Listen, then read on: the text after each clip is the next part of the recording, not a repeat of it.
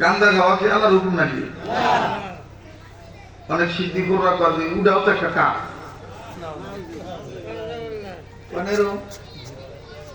কাজে গাঁদা খাওয়া এটাও তো একটা কাজ। ওই যে পোলা পান ওরা কি নেতার লোক আইছে না, ওই যে মোটর সাইকেলের উপরে যারা পয়সা রয়েছে অবৈধ হবার কত এলাকা আমি হোলবাড়ি অঞ্চলে দাম কম নেই। বেক আত্মীয়তা জোরে কথা পাওয়া যায় না, কেউ বলতে জামাই ভালো না। আর ওই যে মোটর সাইকেলে যে বাইক বয়ে গেছেন খারাপ দেখা যায়, ব্যাগ ঠিক হয়ে যাবো।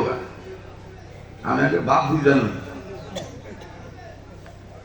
আর এই অঞ্চলে আমার মনে হয় এহেনে বিধাননগর এই এলাকাটায় আমি আহি নাই না, এদিকে আমার আহা হয় না। খাইবার গেছে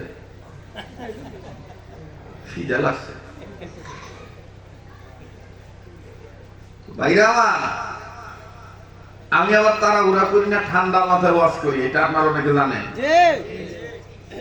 ওই যে বারবার ঘুরি দেখবো আর মুহূর্ত ওই কাম আমি হিগিও নেই, ও আমি করাও পারি না। এটা আমার সাধনার জিনিস। ভিতরে যদি প্রোডাকশন থাকে সাপ্লাই দিতে সমস্যা হয় না, আর ভিতরে যদি হারকিসিনের প্রোডাকশন না থাকে তাহলে কতক্ষণ পরে করবো চা দাও, ইয়া দাও, ও দাও, এই করো সেই করো, তাই না? আদা দাও, একটা ছোট পাইছি আমি, শ্রোতাও দেখা যায় আমার কঠিন ভক্ত। আল্লাহ আমাদেরকে এই মহব্বত আল্লাহর জন্য করার তৌফিক দান করে। আর একটা কথা আছে যে মন ভালো থাকলে, মুখে মজা থাকলে যা খাইবার দিবেন তাই মজা লাগবে।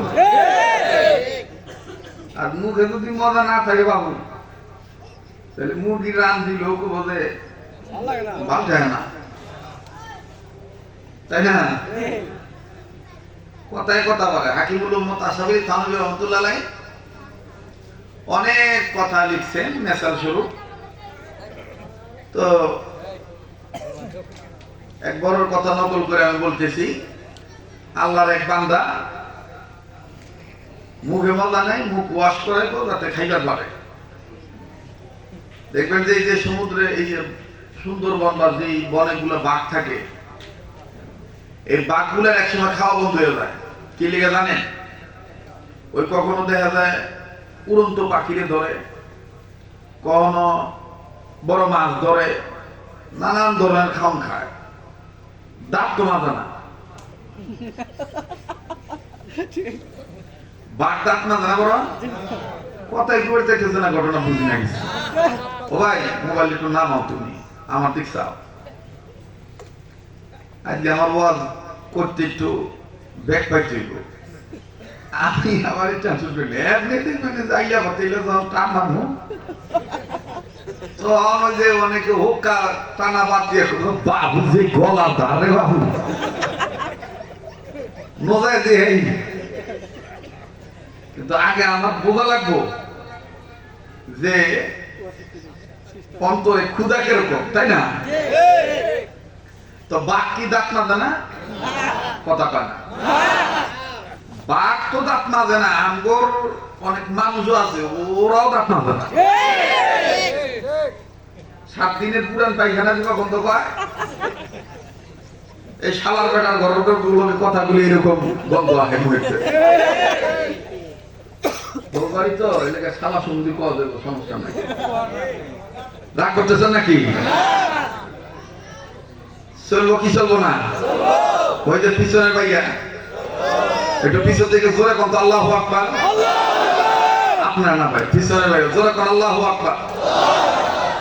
আজকে আমারে মারছে, এই যে রেকর্ড করতেছে, কালকে করবো যে শরীয়তপুরি শ্বশুরবাড়ি এলাকায় এসে সকল শ্রোতাদেরকে শালা বলে গালি দিয়ে এটারে বানাইব থাম্বেল। এই থাম্বেল বানাইয়া দিব আমার আবার একটা পছাই।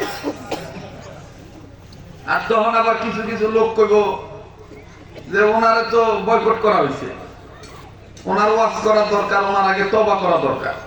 তো আমি ওদের ধন্যবাদ জানাই, ওরা আমার স্ত্রী করবার করে নাই, তওবা করবার করে।